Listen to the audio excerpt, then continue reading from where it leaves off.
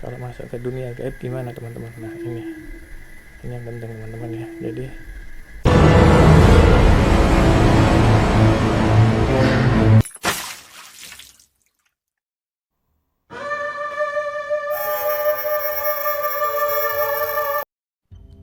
Bismillahirrahmanirrahim. Assalamualaikum teman-teman. Selamat malam. Berhubung banyak berita viral tentang hilangnya pendaki di gunung ataupun yang tersesat di gunung, baik secara goib ataupun secara emang benar-benar nyata tersesat. Jadi aku akan bagikan tips bagaimana caranya untuk bisa bertahan saat kita menghadapi situasi di gunung ya, baik itu dalam keadaan tersesat maupun dalam keadaan yang normal gitu. Jadi tips ini aku rangkum dari beberapa kejadian nyata yang pernah aku alami dan juga dari teman saya yaitu Mas Jamie. Nah, Mas Jamie ini adalah salah satu survival yang berhasil menyelamatkan temannya yang hilang di Gunung Lirang di tahun 2012, yang hilang selama kurang lebih 13 hari. Bayangkan 13 hari bisa ketemu. Dan Mas Jamie ini cerita ke saya bagaimana kronologisnya dan bagaimana dia bisa menemukan temannya itu. Jadi nanti akan saya rangkum semua tips-tipsnya. Jadi ini murni pengalaman pribadi saya dan dari pengalamannya Mas Jamie. Dan ini berita tentang pendaki yang hilang di Gunung Welirang yang tahun 2012 itu pernah viral, masuk berita TV nasional, dan juga pernah diundang di acara salah satu TV nasional, yaitu di acara Kik titik. Nah itu, dan Mas Jamie ini sebagai bintang tamu di situ. Dan juga Mas Jamie ini pernah diundang di podcast yang terkenal di YouTube. Nanti kalian bisa lihat sendirilah gitu ya. Oke, saya mulai dulu tips-tipsnya, yaitu pertama, pastikan sebelum kalian mendaki gunung itu kalian izin ya. Jadi kalau kalian punya orang tua, izin ke orang tua kalian ya, atau ke saudara kalian. Kalau kalian ingin mendaki sebuah gunung, pastikan sebelum berangkat itu izin ya. Jadi kalau direstui ya kalian berangkat, tapi kalau nggak direstui ya jangan paksa, jangan berangkat. Itu aja. Itu pertama, itu penting banget ya, terutama izin kepada orang tua ya. Itu penting banget, itu kepada ayah dan ibu ya gitu. Kalian harus punya restu, jangan tiba-tiba kalian berangkat tanpa izin, itu bahaya. Itu yang pertama. Terus kemudian yang kedua, kalian harus tahu kalian tuh berangkat dengan siapa. Nah itu, pastikan kalian itu paham, mengenal karakter orang yang menemani kalian untuk berangkat mendaki gunung. Nah ini penting ini gitu kan, karena itu akan sangat berguna sekali, bermanfaat sekali saat kalian menghadapi situasi di gunung. Karena konon katanya ya, kalau kalian ingin mengetahui sifat karakter asli manusia itu, ajaklah ke gunung ya.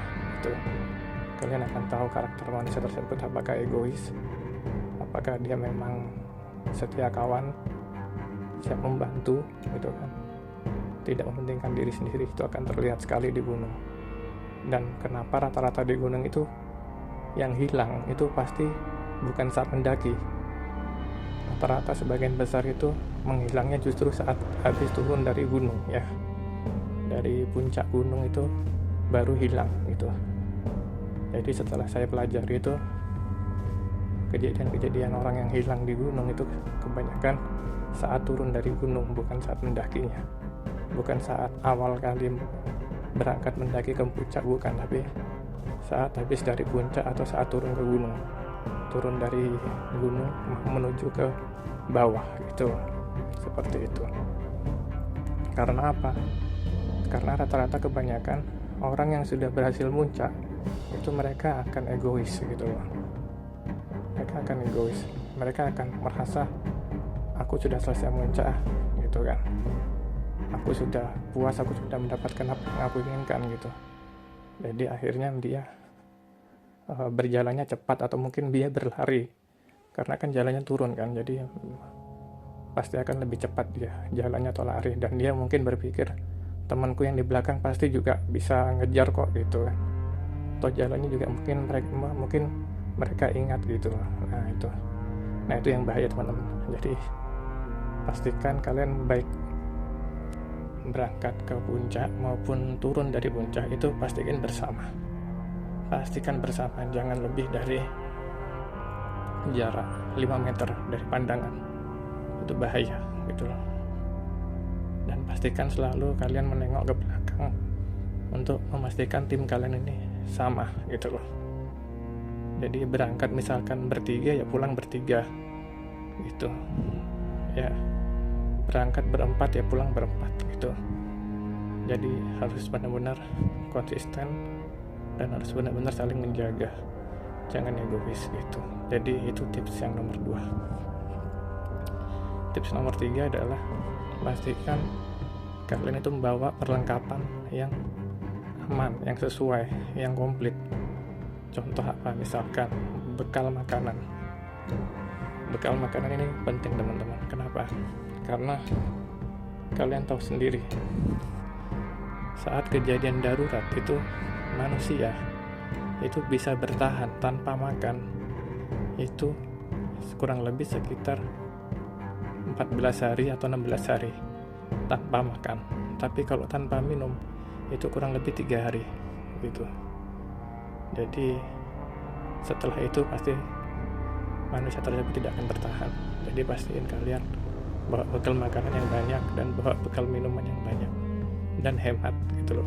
Jadi pastiin saat kalian lapar itu dimakan sedikit-sedikit, tapi jangan terlalu dihabiskan gitu loh. Karena untuk mengantisipasi hal-hal yang emergency, yang darurat. Nah, contoh bekal makanan apa yang efisien, yang efektif saat dibawa ke gunung? Yaitu yang pertama pasti coklat. Ya, ini saya rangkum dari pengalaman saya. Saya dulu orang pecinta alam, orang PA, pecinta alam waktu zaman SMA. Dan saya juga sudah mendaki gunung. Baik gunung maupun bercamping saya sudah pernah. Bercamping di pantai saya pernah, bercamping di danau pernah, bercamping di hutan, di gunung pernah gitu. Jadi ini saya rangkum dari pengalaman saya. Bawa coklat, karena apa coklat? Karena coklat itu mengandung rasa manis, glukosa. Glukosa itu penting buat tubuh, buat tenaga, pengganti nasi gitu loh. Dan coklat ini itu bisa bertahan lama glukosanya. Jadi tenaga kalian masih bisa bertahan lama dan awet, tidak cepat busuk gitu loh. Dan mudah dibawa. Bawa bekal bawa coklat sebanyak-banyaknya gitu loh. Nah, gunakan saat keadaan darurat. Tapi kalau saat keadaan tidak darurat, kalian bawa roti gitu kan, bawa roti atau mungkin mie instan gitu kan, itu oke. Tapi saat kalian keadaan darurat itu pastiin ketersediaan coklat kalian banyak gitu loh gitu.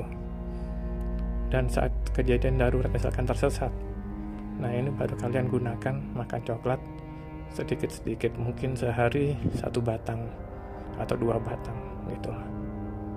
Jadi kalian pastiin kalian hitung gitu loh. Dan tim SAR, saya beritahu ya, tim SAR itu kalau dari pengalaman Mas Jamie cerita itu pencarian kurang lebih itu selama 8 hari. Nah itu harus kalian hemat itu. Jadi minimal bekal makanan kalian bisa bertahan 8 hari atau sampai lebih dari 14 hari gitu loh gitu. Karena tadi manusia tidak akan bisa bertahan tanpa makanan, yaitu selama kurang lebih sekitar 13 hari atau 14 hari ya gitu.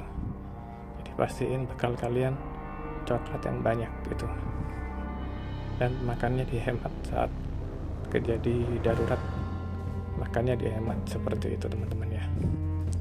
Nah, dan untuk pencarian dengan tim SAR lebih dari 8 hari itu biasanya akan ditawarkan itu apakah bersedia atau tidak. Nah, itu nanti akan menjadi tanggung jawab biaya, mungkin biaya pribadi mungkin kali ya, seperti itu.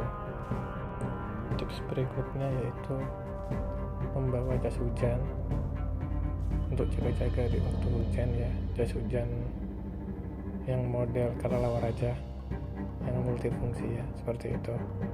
Dan pastikan kalian bawa celana panjang ya untuk mengantisipasi kalau ada ular. Dan pastikan kalian pakai sepatu ya, jangan pakai sandal. Jangan pakai sandal yang model sandal gunung, jangan. Kalian pakai sepatu trekking ya, seperti itu.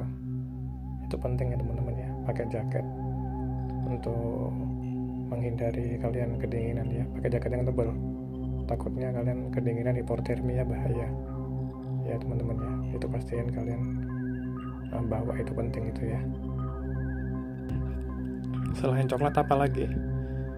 Selain coklat yaitu bawa sangkur atau pisau teman-teman, ini penting ya. Jadi pisau ini untuk berjaga-jaga saat kalian menghadapi ular atau mungkin hewan buas atau apa, atau mungkin bisa buat memotong ranting atau memotong kayu buat buat kebutuhan kalian yang mendesak lah gitu. Ini penting, bawa sangkur atau pisau gitu. Yang kemudian bawa korek api, ini penting teman-teman, karena saat kita nanti di malam hari itu nyalain api unggun atau api, agar apa? Agar menjauhkan dari binatang buas atau binatang berbahaya, karena binatang itu takut dengan api itu. Jadi pastiin itu hal yang kalian bawa ya itu. Jadi saat kalian nanti tersesat dan berhari-hari itu, kalian biar lokasi di sekeliling kalian itu aman, kalian kalau menghadapi binatang buas atau mungkin ular itu bisa dengan api gitu. Jadi kalian bisa pakai api unggun sebentar, tapi jangan lupa dimatikan apinya, dijaga apinya jangan sampai menyebabkan kebakaran seperti itu. Dan itu mungkin akan memudahkan tim SAR untuk menemukan kalian kalau kalian bawa api gitu, karena kan kelihatan cahayanya, kan kelihatan kalau ada api gitu kan, seperti itu. Jadi bawa korek itu penting gitu ya. Terus kemudian bawa garam gitu. Garam ini sebagai apa? Sebagai penanda. Jadi saat kalian merasa tersesat, ini penting ya, ini tips penting ya teman-teman ya. Saat kalian merasa tersesat di awal kejadian, pas tersesat, kalian sadar tersesat, itu kalian tinggalkan jejak sebanyak-banyaknya. Tinggalkan jejak sebanyak-banyaknya agar kalian mudah ditemukan gitu. Misalkan urin, kalian kalau kencing buang air kecil, itu pastiin di tempat yang mudah ditemukan gitu. Atau kalian buang air besar gitu kan, kalian buang air besar, kalian pastiin buang air besar di tempat yang terbuka, yang mudah ditemukan gitu.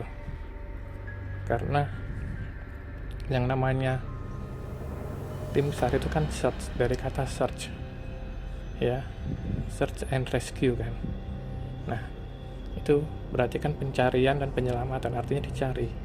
Kalau dicari berarti kalian harus bisa memberi jejak agar kalian gampang dicari, agar kalian gampang ditemukan, yaitu tinggalkan jejak sebanyak-banyaknya, entah itu urin, entah itu dari kotoran kalian buang air besar gitu kan, atau mungkin ludah kalian, atau mungkin jejak dari makanan kalian, atau mungkin kalian kasih garam, sebarin garam waktu kalian jalan gitu, biar kalian gampang ditemukan gitu.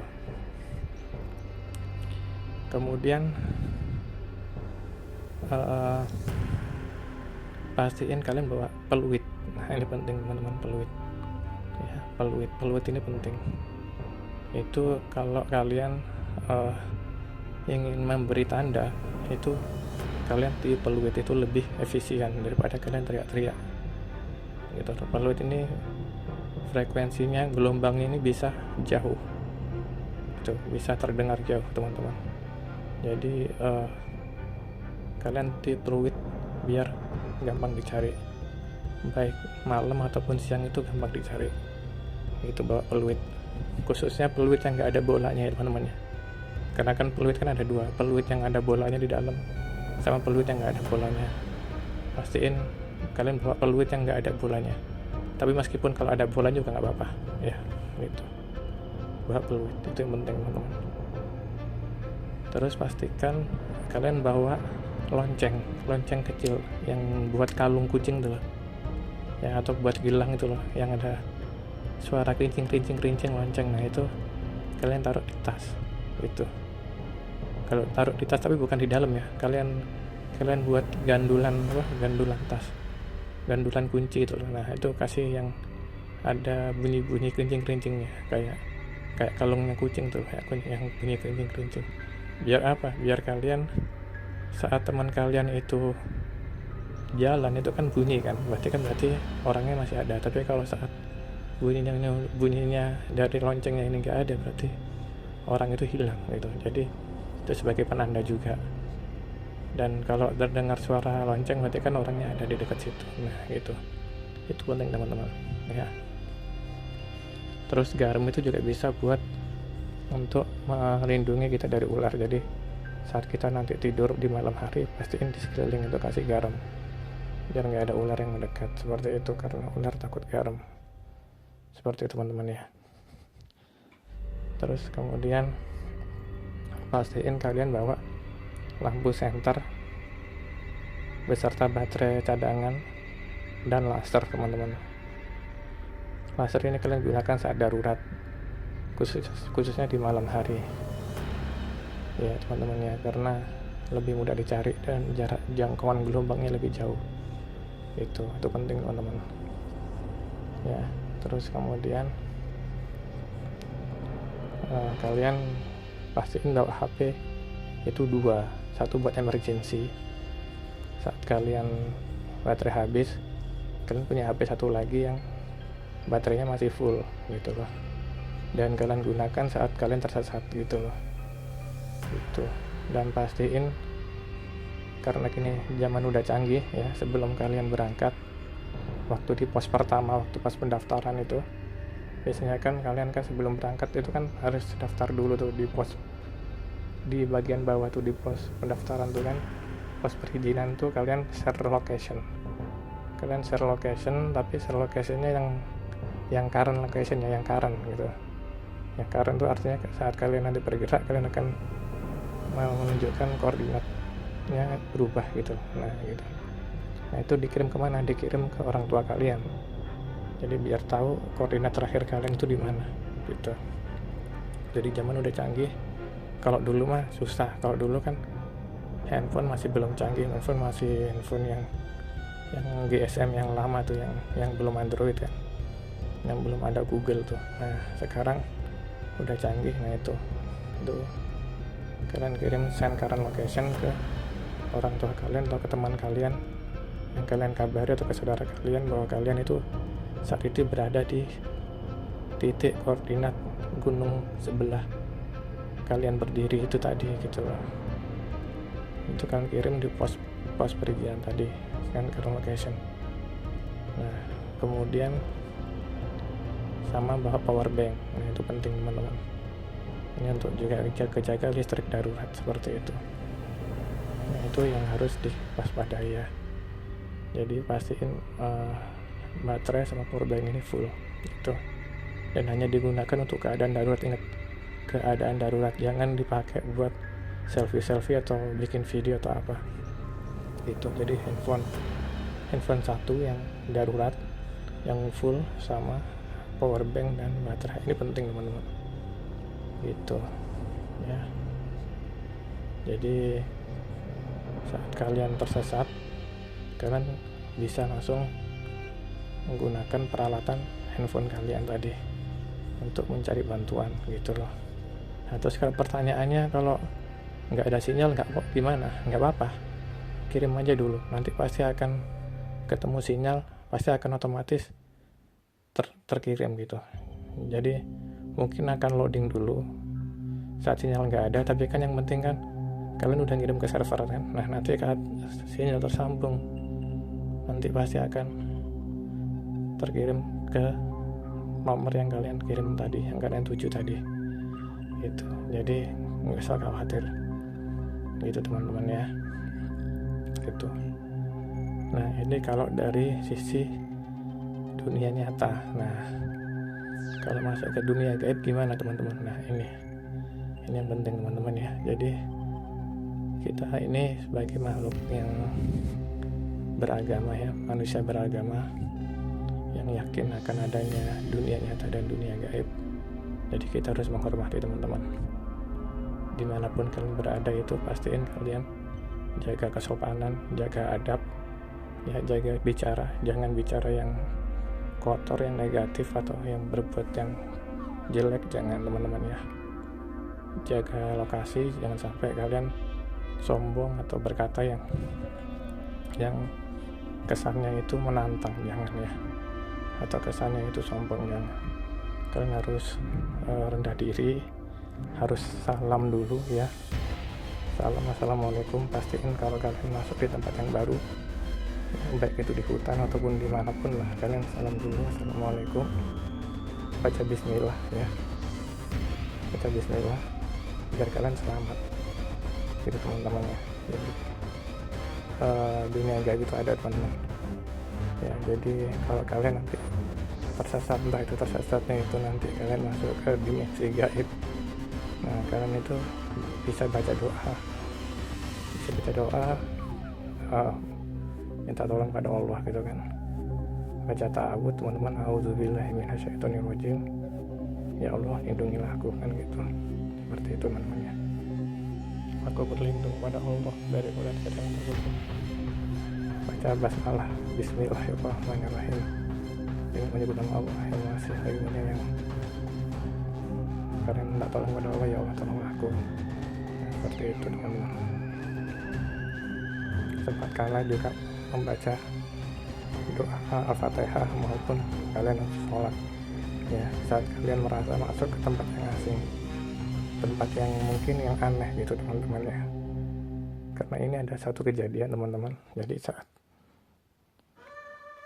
teman saya itu cerita, jadi saat temannya hilang, masuk ke dunia gaib, dunia lain itu, dia kayak merasa itu dia masuk di tengah lapangan. Ini pengakuan dari teman saya tadi ya. Dia itu mendapat cerita dari temannya yang hilang itu, dia merasa kayak masuk di tengah lapangan. Lapangannya ini semak belukar, tapi nggak tinggi teman-teman. Semak belukarnya ini masih bisa terlihat mata, jadi pandangan matanya masih bisa terlihat jauh. Nah cuman masalahnya ini semak belukarnya ini luas banget, nggak ada batasnya, nggak ada tepiannya. Jadi sepanjang mata memandang ini kanan kiri ini lapangan semua luas banget, dan langit itu ada bintang, ada bulan gitu loh. Cuman kayak serasa bukan di dunia nyata teman-teman ya. Jadi saat kalian masuk ke dunia yang kalian merasa asing itu, kalian langsung baca doa, minta tolong pada Allah agar dilindungi teman-teman ya, seperti itu. Jadi waktu itu si teman saya itu tadi langsung sholat, dan alhamdulillah dia langsung kembali ke dunia nyata gitu loh teman-teman, seperti itu. Itu pengakuannya, entah benar entah enggak ya, itu kan ya kita boleh percaya boleh enggak lah, cuman ya dunia gaib itu ada sih, saya percaya itu. Jadi ya kita nggak ada salahnya berdoa seperti itu teman-teman ya, agar kita selalu dilindungi gitu. Dan alhamdulillah ya waktu itu akhirnya si temannya ini berhasil ditemukan dalam keadaan selamat, seperti itu teman-teman ya. Nah, terus kemudian saat kalian merasa kalian itu tersesat, itu pastiin kalian itu jangan mencari jalan yang menuju lembah atau menuju jurang, teman-teman, karena itu akan susah untuk dicari tim SAR. Jadi pastiin kalian itu berdiam diri di tempat terbuka, dan jangan jalan terlalu jauh dari lokasi kalian tersesat. Nah, ini yang sering disalahpahami ya. Jadi saat kalian tersesat itu kalian jangan malah pergi menjauh dari kalian tersesat. Kalau kalian merasa tersesat, kalian diam di situ. Kalian diam di situ, tenangkan diri, nggak usah panik, ambil nafas panjang, berhemat makanan seperti itu, minuman seperti itu. Kalau kalian mau mencari sumber air, pastiin kalian perginya tidak jauh dari lokasi yang kalian merasa titik hilang tadi gitu loh. Dan kalian setelah menemukan sumber air, kalian balik lagi ke lokasi yang kalian tadi, titik yang merasa hilang kalian tadi, yang titik yang tersesat tadi. Itu kalian kasih tanda agar kalian bisa balik lagi seperti itu ya. Dan hindari di lembah-lembah atau jurang biar kalian lebih mudah ditemukan di tempat terbuka gitu loh, seperti itu. Cari tempat terbuka biar kalian gampang ditemukan, dan kalian jangan terlalu jauh dari lokasi kalian yang pertama kali merasa hilang atau merasa tersesat tadi. Seperti itu teman-teman, itu tips ya biar kalian gampang dicari. Karena kalau ada tim SAR mencari, kalian jalan semakin jauh dari lokasi kalian hilang, dari lokasi kalian tersesat, itu nanti akan lama ditemukannya, seperti itu. Jadi jangan malah jalan-jalan. Jadi kalian harus berdiam aja di situ, hemat energi, hemat tenaga, tenangkan pikiran, minta bantuan lewat handphone kalian tadi. Selain berdoa ya, setelah berdoa keluarkan handphone kalian, kirim share location, kirim bantuan meskipun nggak ada sinyal, nggak apa-apa. Kalian berdoa aja semoga kalian ada sinyal di situ, seperti itu ya.